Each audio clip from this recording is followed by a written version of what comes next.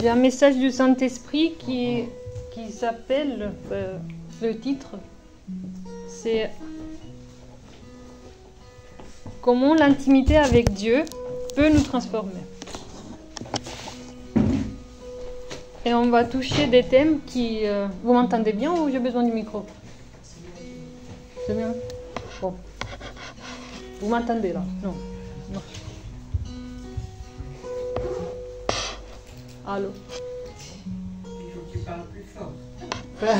Alors, j'aurais pas besoin du micro. Et entre les thématiques qu'on va toucher, je sais pas si ça va mieux. Entre les thématiques qu'on va toucher, il y a la dépendance. Je vais les mentionner et après on va les regarder ensemble doucement. La dépendance, le royaume des sacrificateurs, des fils avec mandat et des guerriers. Donc c'est 4 points dans l'intimité avec Dieu. Et surtout, c'est un message qui se centre sur le pourquoi c'est important de cultiver l'intimité avec Dieu. Peut-être que pour certains c'est déjà clair. Si c'est le cas, on va réviser tout. Et pour ceux qui veulent entendre plus, je pense que c'est vraiment l'occasion parce que le Saint-Esprit a amené plein de points. Donc on a tous un père naturel, mais le vrai père pour nous, qui nous avons choisi de suivre Christ, c'est Dieu. On a un père qui est naturel, mais notre vrai père, c'est Dieu. Même si nous avons un père naturel, c'est lui notre père. Et comme aussi, notre pasteur, c'est Jésus-Christ, il nous mène dans notre vie, au fur et à mesure, sur un chemin. Je vais ouvrir rapidement, si vous voulez l'ouvrir avec moi, c'est Psaume 62, pardon.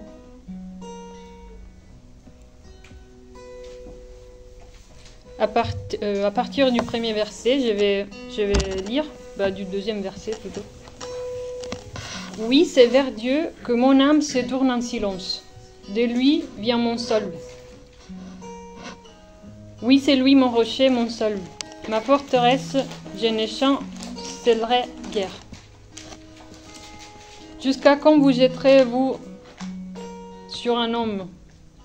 Cherchez-vous tous à les tuer, comme une muraille qui penche, comme une clôture qui se renverse, ou ils se tiennent conseil pour la renverser de son poste élevé, ils prennent plaisir au mensonge, ils bénissent de leur bouche et maudissent intérieurement. Oui, mon âme fait silence devant Dieu, car de lui vient mon espérance. Oui, c'est lui mon rocher, mon salut, ma forteresse, je ne chancellerai pas. Sur Dieu repose mon salut et ma gloire. Les rochers de ma force, mon refuge est en Dieu. Il y a des autres versions qui disent, au lieu de repose, mon salut et ma gloire, qui dit dépend. Et c'est le premier point que je vais toucher, c'est la dépendance en fait. Combien de fois nous sommes rentrés ou nous avons vécu un moment avec Dieu où nous lui avons posé la question, où nous avons prié en disant « Seigneur, fais de moi quelqu'un de parfait ». Ou combien de fois nous nous sentons sous la pression d'être parfait, d'être toujours bien au niveau, d'être toujours, d'attendre toujours une certaine perfection. Eh bien, le Saint-Esprit aujourd'hui veut dire que qui est parfait n'a pas besoin de Dieu. Ah, ça vaut le coup. Ça, c'est une réponse qui met fin à toutes les...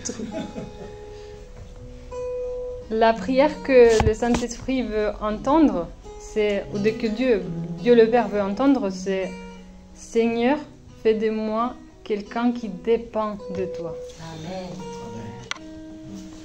C'est dans la dépendance que nous devenons irrépréhensibles. La parole dit que nous sommes appelés à être irrépréhensibles. eh bien c'est dans cette dépendance que nous devenons irrépréhensibles. C'est dans l'accès que nous avons dans cette possibilité que nous avons de constamment demander, poser la question à Dieu et dire qu'est-ce que je fais, qu'est-ce que je dois dire. Quand on ne sait pas. Même là, sur le moment où il faut faire une chose tout de suite ou le dire tout de suite. C'est juste la rapidité avec laquelle on saisit la direction de Dieu qui est à travailler. Cette dépendance, cette façon d'être irrépréhensible vite. Donc le but, c'est pas d'être parfait. C'est d'être parfait en Christ. Parce que lui, il est parfait. Donc nous pouvons faire des choses et dire des choses qui sont parfaites, pas parce que nous sommes parfaits, mais parce que nous avons une relation avec Jésus qui, lui, est parfait. Et il a accès, il est la perfection. Et tout ça, c'est Dieu a établi les choses pour que tout soit au bon endroit, que nous sommes aussi bénis. Et cette perfection qui est en Christ n'est pas en nous, c'est aussi la raison pour laquelle nous sommes censés donner la gloire à Dieu et pas à nous-mêmes. Et cette démarche-là nous permet de rester humbles et de ne pas tomber dans la même erreur de Lucifer qui a été un orgueil. Voilà. Tomber dans l'orgueil. Il voulait être parfait, quoi. Il voulait être à la hauteur de Dieu. La perfection, elle est la stature de Dieu. Donc, tout ça parce que Dieu nous attend dans ce lieu secret que nous établissons et nous séparons pour nos moments avec lui. Il nous attend dans cet endroit. Il attend une Alessandra, un Rodrigo, chacun de nous dans cet endroit, qu'on puisse rentrer avec un cœur brisé, un cœur ouvert, un cœur qui, devant lui, il est complètement brisé, quoi.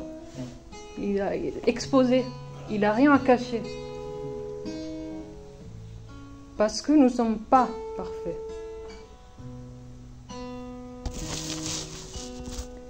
Mais nous sommes en relation avec quelqu'un qui est parfait, qui nous couvre avec son amour. Et justement, ce qui, lui, il attend, c'est une sincérité de notre côté. De dire, j'ai pas besoin d'être parfait parce que cette perfection, je vais la prendre chez toi. Je vais la verser autour de moi. J'ouvre, si vous voulez ouvrir avec moi, Jérémie 17, le verset 5, il dit « Ainsi parle l'Éternel, maudit soit l'homme qui se confie dans un être humain. » Je m'arrête là. Ça continue, mais je m'arrête juste là. Qui se confie dans un être humain. Un être humain, c'est une personne à côté de nous, mais ça peut être aussi nous-mêmes. En fait, c'est l'être humain qui est le problème, qui est le souci ici. Et la prière du juste, c'est celle qui Dieu apprécie, c'est celle qui dit « Gloire à toi, Dieu, parce que en tout instant, je t'écoute. Je ne m'émancipe pas de toi.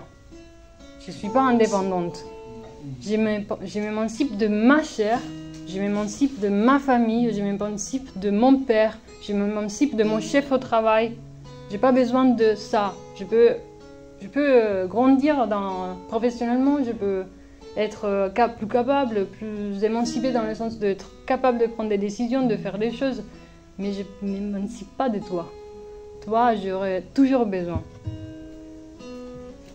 Et pour toutes les choses, je veux rester dépendante de toi. On va prendre un texte pour continuer. Dans Luc, le chapitre 9, à partir du verset 28.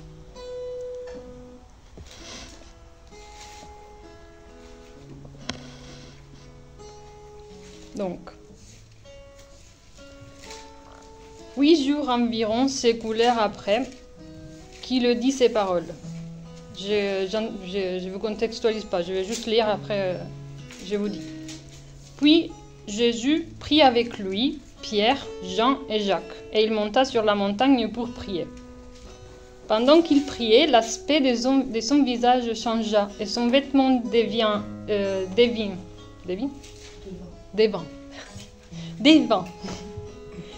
d'une éclatante blancheur. Et voici que 2 hommes s'entretenaient avec lui. C'était Moïse et Élie qui apparaissaient dans sa gloire, parlaient de son départ qui allait s'accomplir à Jérusalem. Pierre et ses compagnons étaient accablés de sommeil, mais ils s'éteindraient. C'est trop dur ça. Tendre éveillés et virent la gloire de Jésus et les 2 hommes qui étaient avec lui. Au moment où ces hommes s'est séparés de Jésus, Pierre lui dit: Maître, il est bon que nous soyons ici. Dressons 3 tentes, une pour toi, une pour Moïse et une pour Élie. Il ne savait ce qu'il disait. Comme il parlait ainsi, une nuée vint les envelopper et les disciples furent saisis de crainte, tandis qu'ils entendaient dans la nuée. Et de la nuée sortit une voix qui dit: Celui-ci est mon fils élu, écoutez-le. Quand la voix s'est fit entendre, Jésus se trouva seul. Les disciples gardèrent le silence et ne raconteront à personne en ce jour-là rien de ce qu'ils avaient vu. Ouh, c'était plus facile en anglais. Donc, le contexte, on se trouve juste avant la crucifixion de Jésus. Et Jésus, il monte sur la montagne, dit le texte, pour prier. Et il prend avec lui 3 disciples, Pierre, Jean et Jacques. Quand on regarde le mot ici dans le texte qui dit, dans ce cas, c'était...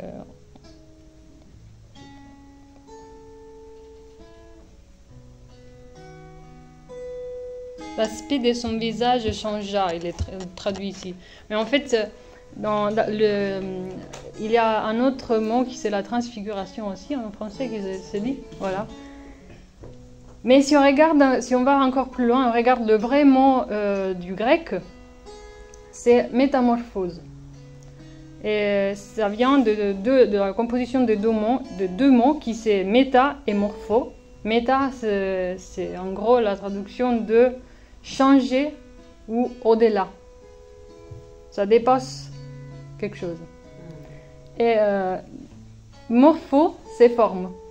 Donc, si on traduit, c'est un peu au-delà de la forme ou changer de forme.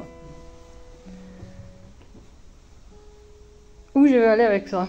Je voulais juste vous donner cette notion de la vraie, de ce qui se cache derrière cette expression que l'aspect de son visage changea. Et là, Jésus rencontre, le texte dit, Moïse et... Élie, voilà, Elijah, Élie. Parce que moi, je fais toujours confusion entre anglais et français. Bon. Élie et Moïse. Et on sait que ces 2 personnages de la Bible, ces deux personnes de la Bible, c'était les seuls qui avaient monté pour rencontrer Dieu personnellement sur le Sinaï. Et quand la Bible parle de Moïse qui montait à la montagne, souvent on voit une expression qui est utilisée par rapport à Moïse, que c'est l'ami de Dieu. C'était le seul dont la Bible parle en disant que c'était un ami de Dieu. Dans ces contextes-là, Jésus, dans la situation qu'on vient de lire, il s'identifie à la fois en tant que le souverain sacrificateur et à la fois en tant que Dieu, parce que le Père est là et la Trinité est rassemblée au même endroit. Et ce qui est frappant de tout ça, c'est que Pierre, Jacques et Jean qui étaient avec lui, ils ont été choisis pour aller avec lui dans ces lieux où des choses extraordinaires se sont passées, d'intimité avec le Père. C'est l'exclusivité de l'intimité, quoi.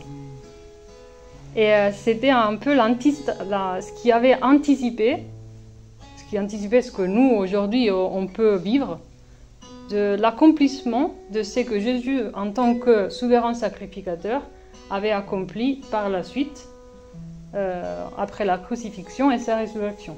Parce qu'en fait, quand on regarde juste après, si on va continuer à lire Luc, je vais pas le faire là maintenant.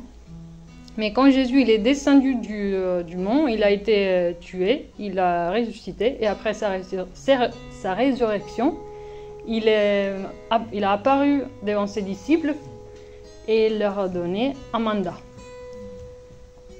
Et il a dit, si on prend à nouveau les mots à la lettre, il a dit « pendant que vous allez faire des disciples, etc. » Mais dans la version à la lettre, c'est « pendant que vous marchez, pendant que vous allez à la boulangerie, pendant que vous allez à l'école, pendant que vous allez au travail, faites des disciples. » Annoncez l'évangile.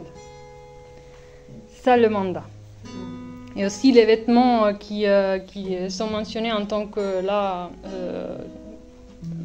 d'une éclatante blancheur, ça fait référence à ce qui avait été dit dans Exode au chapitre 28, quand il y avait toutes les instructions données pour le souverain sacrificateur. C'était une identification de ces vêtements des prêtres qui devaient refléter cette splendeur. Voilà. Splendeur. Et si on revient, par exemple, là, on avait dit que la Bible disait par rapport à Moïse que lui, il monta vers Dieu. Selon les Juifs, ça signifie il monte directement en communication avec Dieu. C'est dans Exode 19, 3. Et si on va un peu plus loin, dans Exode, toujours chapitre 19, je le lis rapidement. « 19 au verset 6, la Bible dit ça. « Quant à vous, vous serez pour moi, Dieu dit, quant à vous, vous serez pour moi un royaume des sacrificateurs et une nation sainte. » C'est l'invitation de Dieu aux Israélites d'être un royaume des sacrificateurs. C'était la façon, le projet de Dieu pour racheter ce qui s'était passé en Genèse, à Adam et Ève. Et la relation avec ce Dieu, c'est ce qui nous permet de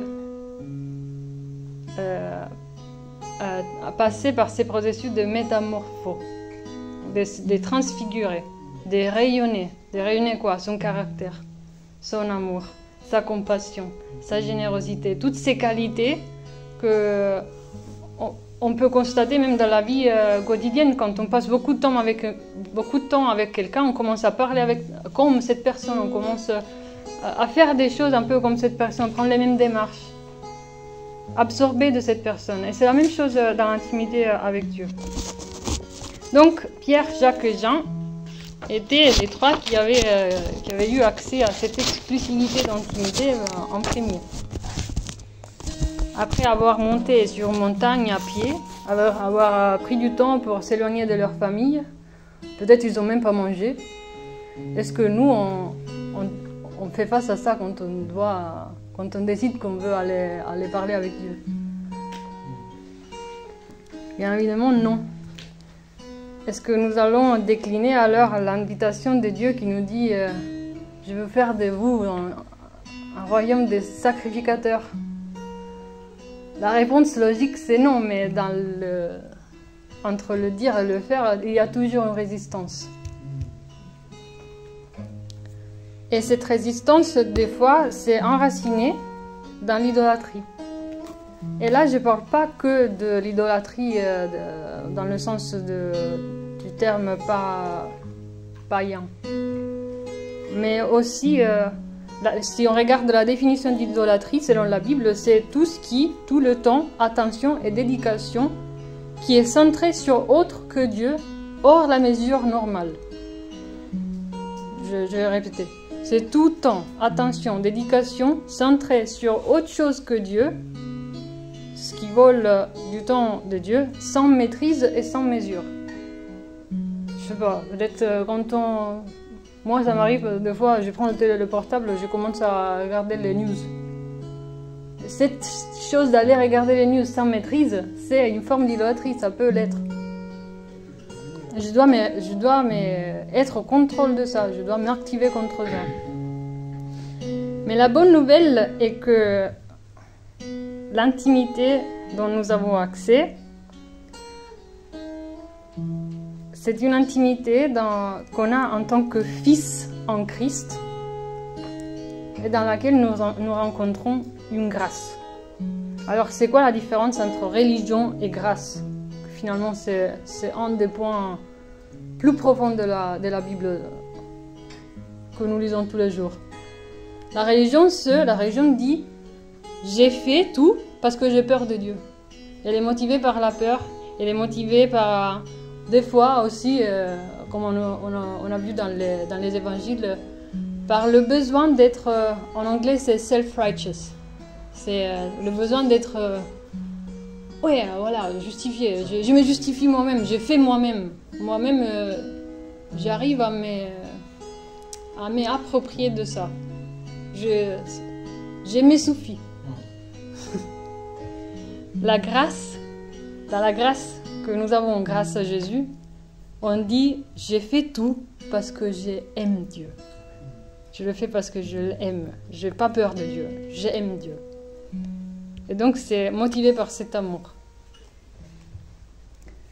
Et c'est quoi la différence entre religion et cette grâce à laquelle nous avons accès? C'est dans l'identité. Je prends Romains avec vous, chapitre 8, verset 15.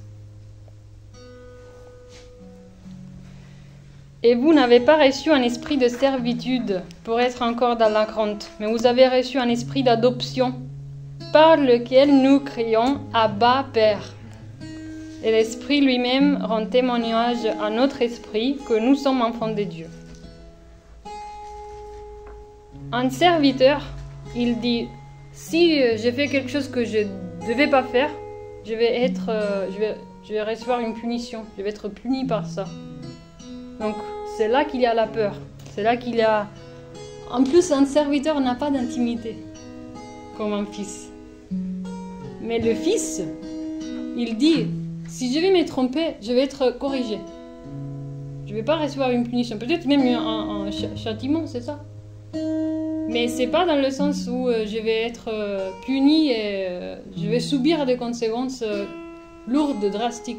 En tant que le fils et le serviteur n'ont pas la même position devant le Dieu de la Bible.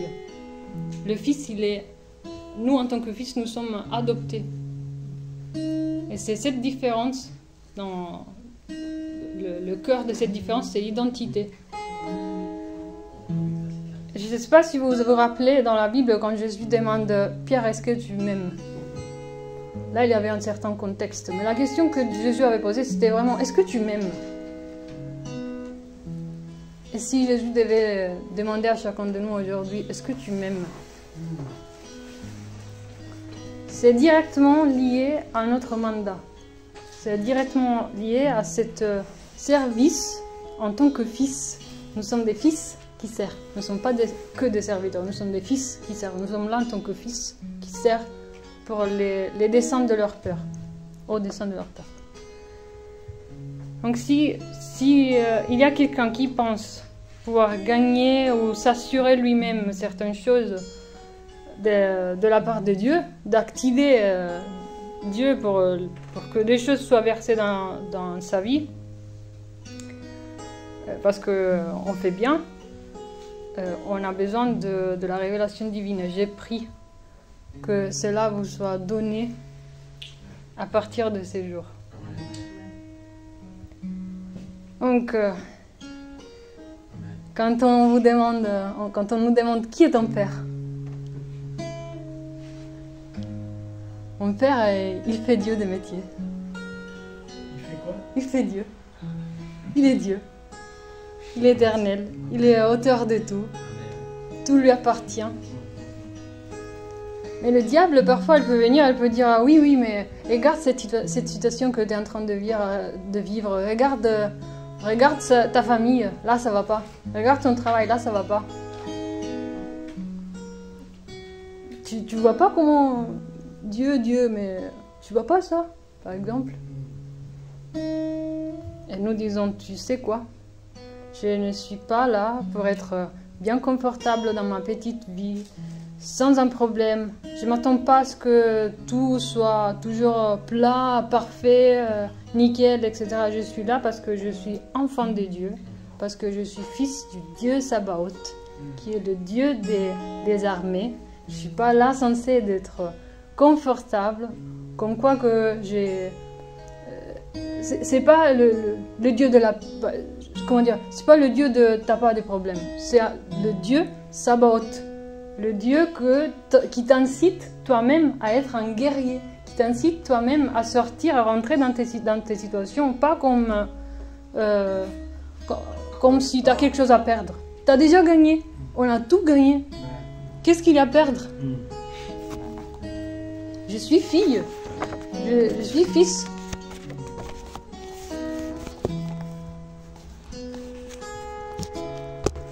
Et donc, comment je peux être fille de Dieu fille du Dieu des armées sans savoir me battre? C'est ça qu'on apprend aussi dans l'intimité. Et c'est ça qui est vraiment la clé, qui nous fait transfigurer, aller au-delà de la forme physique, rentrer dans la forme spirituelle qui nous appartient. Et Dieu se réjouit de ses fils et des filles qui ont conscience de leur identité. Et j'ai une exhortation pour quelqu'un. Je ne sais pas pour qui, mais n'attendons pas que tout soit parfaitement aligné. Le travail, la famille, le temps, l'argent pour être intime avec Dieu. Mais le but devait être d'attendre que tout s'aligne, la famille, l'argent, le temps, etc. Pendant que nous cultivons cette intimité avec Dieu. C'est de renverser le processus, de renverser le mécanisme dans notre tête. Normalement, on est habitué, si j'ai ce temps, je vais m'investir parce que c'est important, la famille, le travail, les économies, c'est important. Mais tout tombe à la bonne place pendant que nous sommes intimes avec Dieu, pendant que nous sommes des fils, nous sommes en premier des fils. Ça vient selon en suivant des priorités. Une hiérarchie. Oui, la hiérarchie. C'est plus approprié.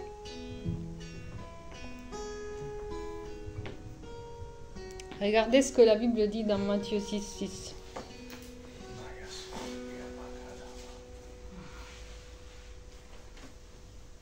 Mais toi, quand tu pries, entre dans ta chambre, ferme la porte et prie ton Père qui est dans le lieu secret. Et ton Père qui voit dans le secret te le rendra. Nous adorons publiquement, nous venons à l'église, nous adorons ensemble parce que tout ça, c'est fondamental pour le corps de Christ. Mais tout couple savent que la façon dont on est quand on est seul n'est pas la même quand on est en public. L'intimité qu'on a avec Dieu, quand nous sommes dans notre chambre avec lui, ça a une forme complètement différente par rapport à quand on est tous ensemble avec lui. Et c'est cette intimité qui s'est construite dans le secret. Jésus lui-même, dans l'épisode de Luc, au chapitre 9, il était encouragé dans le secret parce qu'il savait que ce qu'il allait se passer, parce qu'il y avait des choses qui étaient écrites, prévues. Imaginez-vous, il allait mourir, il allait être frappé jusqu'à la mort. Son corps, il était, la Bible le dit, unrecognizable. Irreconnaissable. Méconnaissable. Merci. Imaginez l'angoisse de devoir traverser tout ça. Et peut-être que quelqu'un d'entre nous, il traverse des situations aussi terrifiantes, si difficiles aussi. Mais comme Jésus, chacun de nous peut être encouragé dans le secret d'une mesure qu'on a... On peut pas expliquer à parole. C'est une transfiguration. C'est une métamorphe. C'est là le fait qu'il y avait toutes ces choses qui devaient arriver. Et la peur et la difficulté de ces moments n'avaient pas empêché par l'intimité qu'il avait vécue avec Dieu de les éloigner. Lui, il avait même dit, s'il te plaît, si tu peux, éloigne de moi cette coupe. Mais ça, c'est pas passé. Il a été frappé, il a souffert, parce que la volonté de Dieu, c'était celle-ci. Donc l'intimité ne va pas nous épargner des sacrifices, des souffrances, mais oui, elle nous permet de traverser les difficultés et les épreuves parce que nous sommes déjà vainqueurs. C'est vraiment un changement de perspective que le Saint-Esprit voulait transmettre ce soir. Jésus, avant de mourir, il était déjà la parole dans la chair, sur terre, pour accomplir la volonté de Dieu. Nous, pendant que nous attendons que Jésus revienne, nous sommes déjà des fils qui marchent pour un mandat.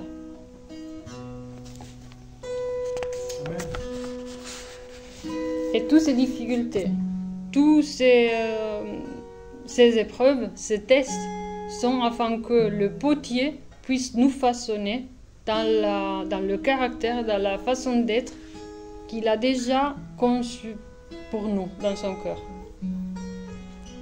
Donc l'intimité est fondamentale pour vivre son appel. On ne reçoit pas des directions sur notre appel, sur notre mandat personnel. Ça peut arriver, mais on ne reçoit pas des choses spécifiques par rapport à ce que notre rôle est pendant, en comptant sur la parole de quelqu'un à l'église. Ça se développe tout d'abord dans l'intimité. Et après, ça s'aligne par des choses qu'ils ont dites dans l'assemblée. Par un prophète, par une parole, je sais pas. Mais fondamentalement, la première étape, c'est l'intimité. C'est lui qui va nous dire en premier. Et le reste, il va confirmer.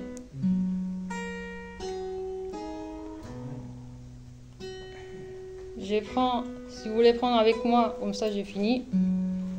Jean 14. Le verset 12. En vérité, je vous le dis, celui qui croit en moi fera lui aussi les œuvres que moi j'ai faites et il en fera des plus grandes. Parce que je m'en vais vers le Père et tout ce que vous demanderez en mon nom, je le ferai afin que le Père soit glorifié dans le Fils. Jésus n'était pas en train d'entraîner des diacres.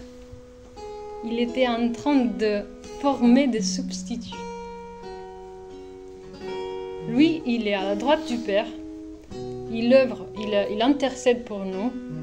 Pendant que nous, ici, nous accomplissons la mission que Jésus, en premier, l'avait accomplie pendant qu'il marchait sur la terre.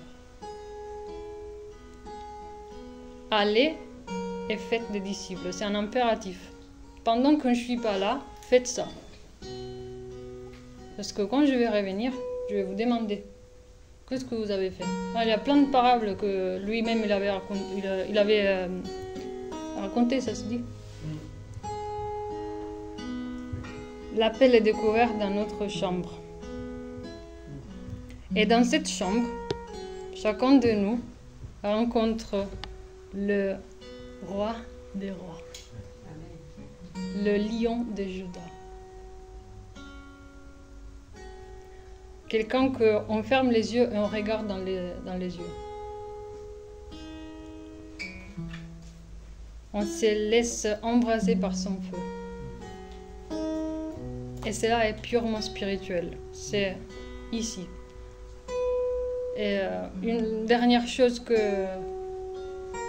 je voulais dire, je ne sais pas c'est pour qui c'est ça, mais le Saint-Esprit m'a dit que 2 fois on est découragé, quelqu'un est découragé ou il s'ennuie un peu dans les moments d'intimité avec lui parce que il y a peu de... Comment dire? Il y a pas des sentiments forts, si je peux dire. Il n'y a pas des sensations fortes.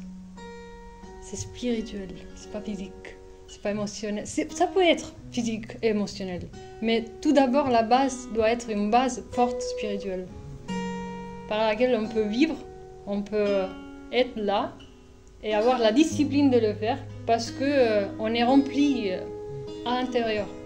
Et ça va, comme on disait hier, de l'intérieur vers l'extérieur. Je vais poser une question. Je vous laisse, je la laisse entre vous, le Saint-Esprit. Est-ce que Dieu, dans Genèse, il était père d'Adam? Est-ce que Dieu, en Genèse, il était père d'Adam?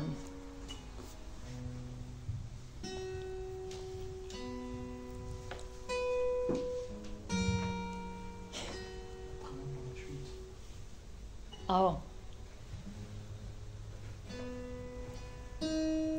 Avant la chute.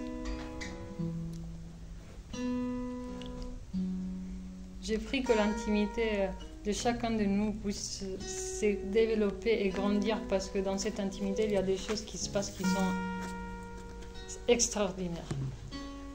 On peut vivre des choses avec lui en tout moment parce que nous avons une intimité forte.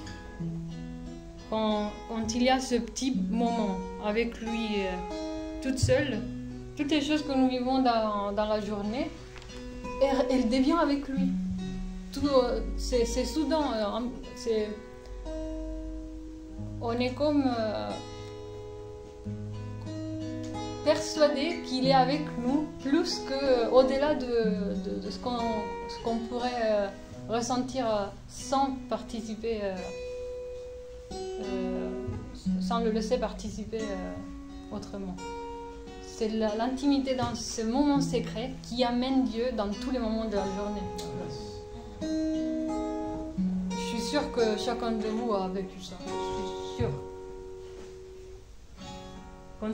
Chacun de nous s'est dit, si j'allais faire ça tous les jours comme ça, je serais là comme ça. Mais ça peut. Et là, c'est vraiment comme à l'école. À l'école, aux enfants, on dit il faut s'asseoir, il faut le faire. Il faut s'asseoir, il faut le faire. Après, ça vient automatique. Mais il faut s'asseoir, il faut le faire. C'est comme manger les légumes. Tu as touché un point sensible. 5 fruits et légumes par jour. Amen.